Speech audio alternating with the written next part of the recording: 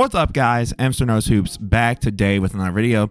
And today is more of an update video, I guess, or looking back.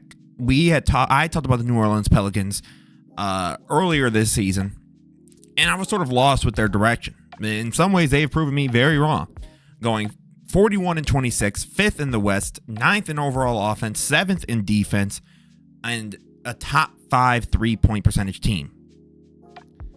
So before getting any further into how New Orleans has sort of fixed or corrected their course for this season and getting into just how dangerous this team could get in a playoff setting, don't forget to leave a like, comment, subscribe. We are at 713 subs as I have looked here before I started my video.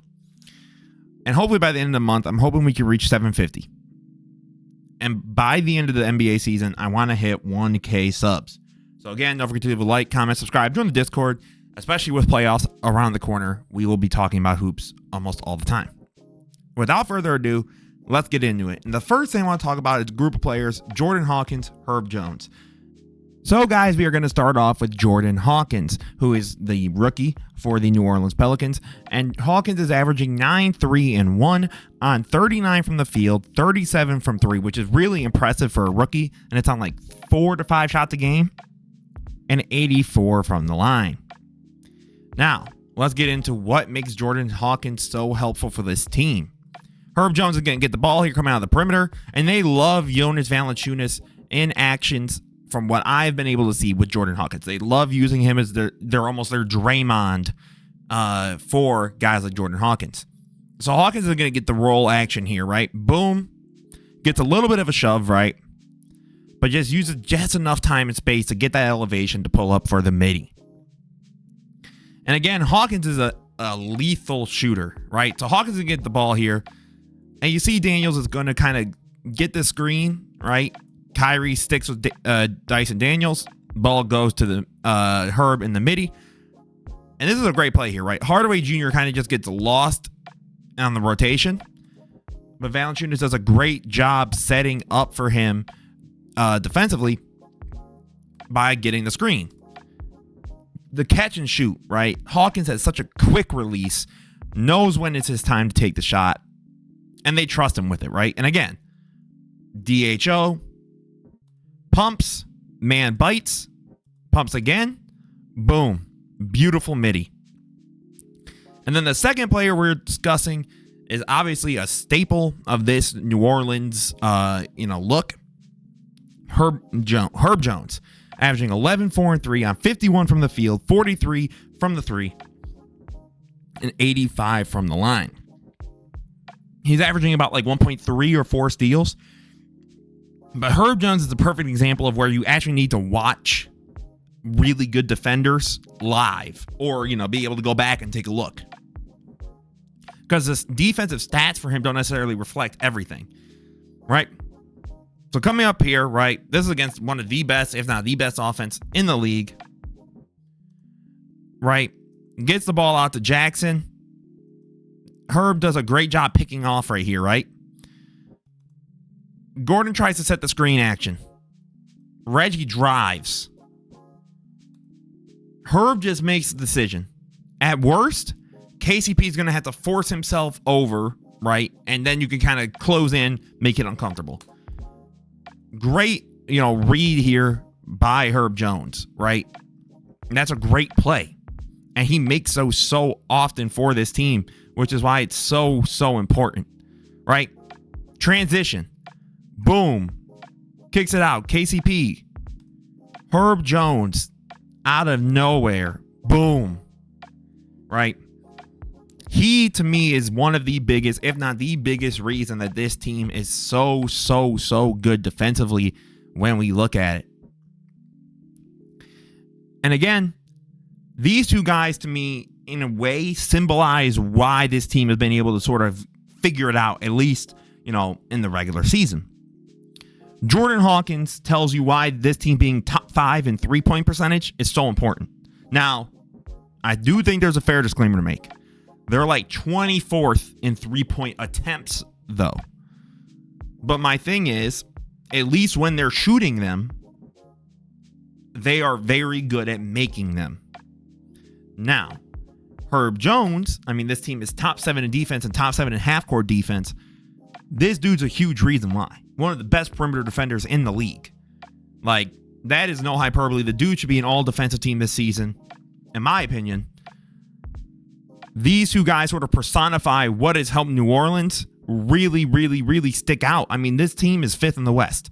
Now, we're going to my personal favorite player on the team, Brandon Ingram, who's averaging 21, 5, and 6 on 49 from the field, 36 from 3, and 80 from the line. Right? So coming up here, once we get to it, my apologies. Great block here by Zion. B.I. is a playmaker, right? I think it's a huge part of his game and necessary for this team, right? Ingram does a little pump. Gets Zoo to bite, right? And you see Valanciunas sort of tags his man. So at that point, he's just Zion. Paul George doesn't really get, the time to catch on what was going on. And they just can automatically go and get a good pass. Right? And then again, Ingram sort of calls this play up. Again, the use of Valanciunas as a screen or roll man. Great little fake out, right? Because you could see here, right, there's a very real chance that a lot of teams, understandably so, would be like, boom, I can dump it off to my big right here. Great play by Ingram, right? Seeing the man is basically completely sunk over. And again, Herb Jones being 43% from threes is because of moments like that, which are huge. And then here you're going to get Larry Nance Jr., right? And then B.I. is going to try and run a little screen action for Jose Alvarado. And then this is about B.I.'s score. He just incredibly tough shot, gets enough separation, leaning away, right? But this is what B.I. does. He's a tough shot maker, and every good to great team needs one of those. Valanciunas here gets the screen action for Tatum. And in this little moment where Tatum sort of stops, and before Derek White fully commits to helping come over, just raises over both of them and gets a good midi, right? And this is against arguably the best or second best defense in the league. So then Valanciunas here is going to get the ball. Goes over to Zion. Right? B.I. is going to set a little screen, fade off. Tatum gets sort of distracted. Valanciunas sets a pretty good little screen pick. And at this point, right, understandably so, Tatum gets a little confused because he's like, okay, I fight over. And he's thinking, okay, Al picked it up. Oh, well, Valanciunas is still going. I got to not let Valanciunas. So B.I. pulls up for the 3. Right? And that's the one thing I think that B.I. for sure shows with this team in terms of like, there's always something moving on the court that I think helps their big, 3 scorers at least of, Zion, B.I., C.J. McCollum, and even guys like Hawkins, Trey Murphy, Valanciunas. Always sort of helps to keep teams on their toes. And then finally, we're talking about Zion Williamson, who's averaging 23, 6, and 5 on 58 from the field, 36 from 3. To be fair, that's on like 0.5 threes a game, and 70 from the line. Now, in my original video, I had a lot of criticism for Zion, and I still do, right? Like some of those complaints are still real or valid. But what I've liked to see is what Zion has helped this team out as a facilitator. Right? So Zion's going to get the ball here, right? Point Zion has been a big thing. JJ Redick even made a video about it. I love this pass, right? Already out to Jose, right? Zion gets the ball again. Gets the screen with Larry Nance. This is a beautiful read. The whole defense basically is collapsed in. James Harden sunk to go stop Larry Nance. So let's look at it right in slow motion. Larry Nance sets the screen. Zion rejects the screen. Well, it's not even a screen. A fake screen. So at this point, Powell and Plumlee just fully commit to him. James Harden goes, well, this would be wide open too. We don't want that. Zion goes, well, thank you. Wide open guy in the corner goes up for the lay, right? That's a great read by Zion. And I like how quick that he's making decisions now versus when we've seen him try to be point Zion before, where things would kind of get dragged out, slowed down. But to me, this is how they should be playing basketball to some extent, right? Valanciunas gets the screen, got Plumlee on him. again, Valanciunas doing a great job clogging up, right, the action. Because then he's sinking to Powell. Harden, right, because Harden doesn't want the Valanciunas mismatch.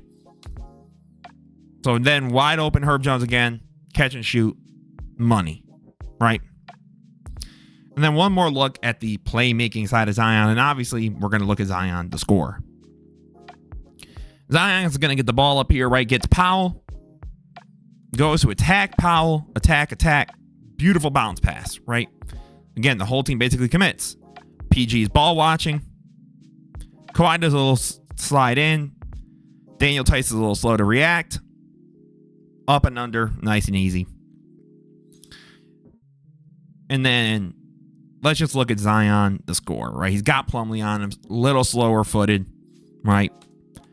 Just fights, spins. I like that he waits because, again, now he tries to match it, but it's just too little too late at that point, right? That's a great move by Zion, taking advantage of timing, and instead of always just trying to bulldoze, really manage a defense to try and have to stop him, right? Again, Larry Nance screen action. Russ commits to Larry Nance. So he's got Plumlee. Drives, and again, just sheer force here, right? But that's what he does. And I'll give New Orleans credit for this too. And I think it's important to note. The team is actually freaking healthy for, I think, the first time in a long time. Zion and Brandon Ingram, I believe, have both played at least 60 games, right? Which is awesome to see for these guys because they've been injury riddled for a long, long time. CJ McCollum especially. I mean, this dude, it's his eye, his ankle. They're finally starting to get healthy. Now, I think this team could make the second round depending on who they played, right? So let's say somehow Minnesota slipped to the 4 seed. Cat comes back, but he's a little, hampered, injured. I don't know if they would beat the Timberwolves, but they can mess around with them. I don't like their odds that they had to get stuck with the Clippers. I don't know how I feel. They could maybe play with an OKC too, but this team to me feels like they're a piece or two away. But I've got my eye on them because it feels almost too easy to just go, yeah, they're not going to do anything these playoffs and move on. And maybe they won't. And that's perfectly fine. But let me know what you guys think down below. Is New Orleans a sleeper team? Like if things really click for BI and Zion, like if BI is looking like he did against the Suns in the playoffs, right? I mean, the dude was averaging almost 50, 40, and like 90, giving you 27. And if Zion gives you anything similar to what he does now, so if he gives you like 25 on 55 from the field, then yeah, they could go on a run. Or do you guys think, Emster, this team's cool, but this offseason they got to commit to make some trades, really try and make a splash, and then maybe we can talk about them being a dark horse pushing for contender tier team. So as always, guys, this is Emster Knows Hoops. Don't forget to leave a like, comment, subscribe, join the Discord. Have a beautiful rest of your day, guys. Peace out.